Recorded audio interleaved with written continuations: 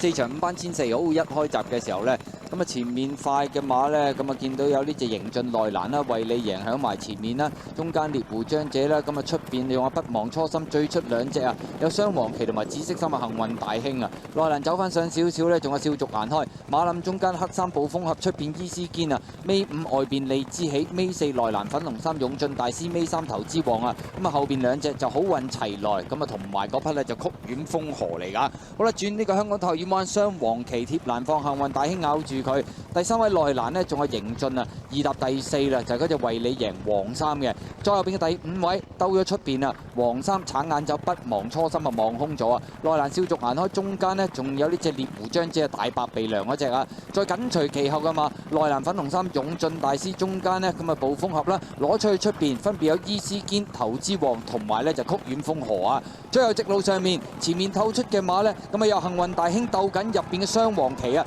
中間為你贏已經打咗上嚟啦，再喺外邊伊斯堅亦都冚緊上嚟，再喺入邊嘅馬勇進大師嗰啲又冇位，外邊衝撞個暴風俠啊，再後邊嘅馬就利之喜，最後100米度透出嘅馬係暴風俠啊，一路壓住咗埋邊嘅伊斯堅啊，接近終點暴風俠贏啊，跑第2名伊斯堅。第3名嘅馬呢，有勇進大師喺埋邊揾到位喎，最出衝上嚟跑翻個第4係利之喜啊！咁啊結果呢場賽事呢隻暴風俠咁啊無論響為你贏早發力先也好，伊斯堅發力先也好，暴風俠都係後發先至去贏啊！伊斯堅第2、第3名埋邊都韞過一輪㗎，嗰隻勇進大師，第4名係利之喜啊！